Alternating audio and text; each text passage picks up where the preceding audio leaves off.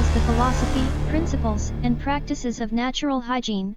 It was originally published as a course, which consisted of 106 lessons called The Life Science Health System by T.C. Fry. The Life Science Health System is an immense compilation of knowledge by various authors, and was intended to prepare a person to apply the principles of the life science system to acquire pristine health and vitality, naturally reverse aging, self-healing, and longevity. Before starting this video, I invite you to subscribe to the channel, share, and hit the notifications bell so you don't miss any and be the first one to watch the new videos. This will help us to continue creating more content like this, and is completely free. Thank you very much. 4. Discussion of the medical approach to health and disease. 4.1. The erroneous notion of cure. The idea behind medicine is more than 2,500 years old and, like most ideas from behind the Dark Ages, it's very unscientific. The premise is that the body is like a machine that can be repaired by outside agencies. The machine goes wrong because of invading entities. In ancient times these entities were evil spirits, demons, and devils which had to be exorcised. By and by these evil spirits became known as little beasties called microbes, germs, bacteria, viruses, and yet other appellations. Medicine today has the concept of cure, a word that has been perverted from the original of care. Medicine itself means a curative or healing substance. The idea behind the use of medicine is that the medicine acts within the organism, that it seeks out the trouble, routs the invaders and effects in some manner the necessary healing.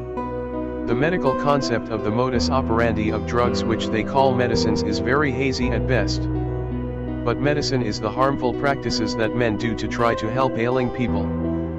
People go to physicians for medical intervention. They want to get fixed up.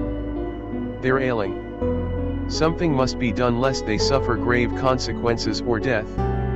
Medical practitioners take advantage of the clients they play upon their fears. They applaud their clients for coming to them when they did. They flatter them for this bit of wisdom and assure them that, if they do not do something soon, grave dangers will ensue. The medical man always has a course of treatment to suggest, invariably a prescription of drugs and tests.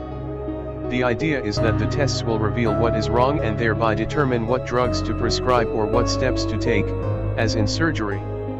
That their beliefs and practices are, on the whole, precisely contrary to biological science seems never to enter their minds. We'll treat medical concepts in depth at a later time, but here, suffice it to say, there is no healing other than self-healing. All modalities can interfere with healing but none can aid healing. 4.2. Cures do not deal with causes.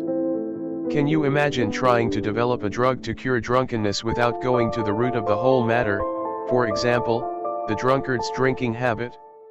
How can we deal with drunkenness if the drunkard continues to drink? This is what happens with the medical approach. They try to remedy effects or symptoms without dealing with causes. In reality they drug, butcher, and purge while almost totally ignoring basic causes of physiological problems. They resort to crippling surgery and treatments running into the thousands of dollars when the problems can be simply and inexpensively solved by a change in life practices. You'll learn herein that nothing happens without sufficient cause. You'll learn that all affections of the body must be caused and the cause is almost always initiated by the sufferer. You'll learn that unless cause is discontinued the problem will always develop again, ever more serious. In learning nutritional and health science you're basically learning to do two things. 1. To remove causes of problems and 2. To establish the conditions of health. Since these two steps are so very easy overall, that is one reason we can confidently bestow upon you a degree of Doctor of Philosophy at the end of the lessons. If you've mastered the understanding of cause and effect in nutrition and health, that diseases are suffered because the sufferer has indulged, or been subjected to cause, and that health results when reasons for health are dominant, you'll be a mountain among a throng of molehills called healthcare professionals. 4.3. Cures do not furnish the needs of life. To be returned to health, the body must be provided with its requirements. First, those substances, influences, and practices which beget illnesses and disease must be discontinued. Secondly, it is necessary to bring to the client the essentials of health. Very simply, these are pure air, pure water, correct diet, sunshine, exercise or unwholesome activity, adequate rest and sleep, emotional poise, security of life and its means, and yet other factor elements and influences. If you reflect upon medical procedures, it is obvious they do not try to ascertain causes that are inherent in lifestyle and practices. They do what an auto mechanic does: they try to find out which cylinder is missing and then proceed as if the body can be repaired, much in the manner of a vehicle. They rarely advise about practices and beliefs which cause problems. Since most medical men are financially oriented, it is wise that they do not teach correct habits. They'd be out of business if their clients became well. 4.4 Cures destroy body vitality. Dr. Herbert M. Shelton must be proclaimed the greatest oracle of hygienic philosophy, principles, and practices unto this day.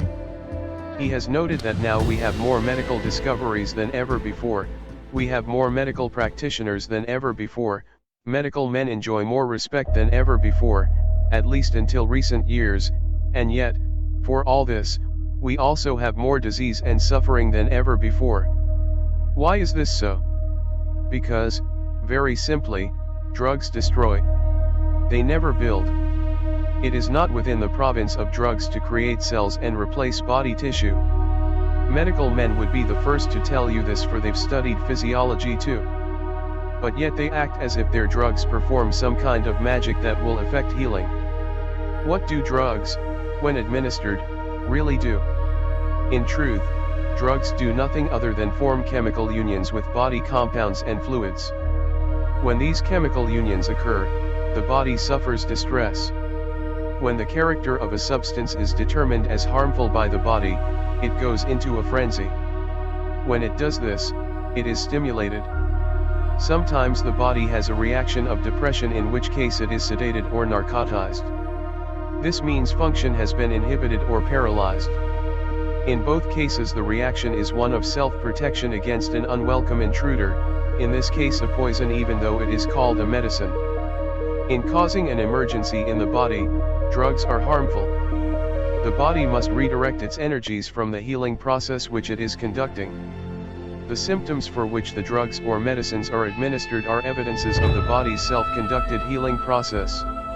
When drugs are ingested or injected, the body must leave off partially or wholly the cleansing/healing efforts, and attend to a greater threat which the drugs represent. When healing efforts are discontinued, the symptoms disappear. Physicians interpret the disappearance of symptoms as a cure or a healed condition. They thus mistake drug or poison effects for healing effects. In reality, the body has more problems than before. For now it has, additional to its prior problems, the problem of expelling a terrible poison too. 4.5 Medical and healing art approaches are deadly and deadened. We readily recognize that drug addicts take illicit drugs and eventually become physiological wrecks as a result. Also, the drug addict loses moral values. Thinking ability is lessened and almost totally redirected to acquiring the addictive drugs, and to the spell the body casts when they are taken.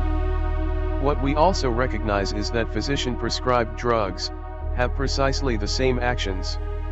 What we do not recognize is that the prescriptions, administrations, and treatments of all so-called healers have the very same effects, whether the medics be called physicians, homeopaths, chiropractors, osteopaths, herbal doctors, acupuncturists, or whatever.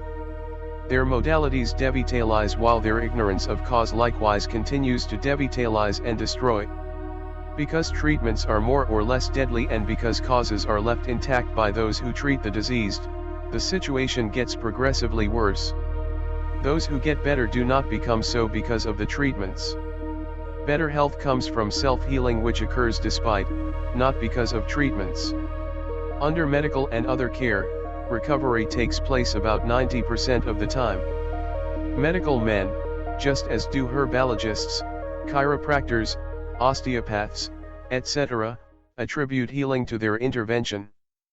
But the unrecognized truth is that witch doctors have a much higher cure rate, and that hygienic practitioners have a nearly 100% recovery rate.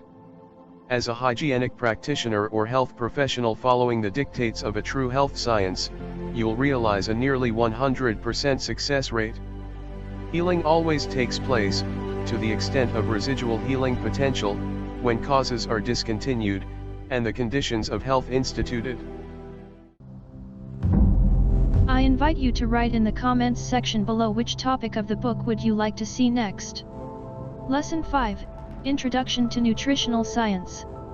Lesson 45, Introduction to Fasting. Lesson 61, Nutrition and the Skin. Thanks for watching.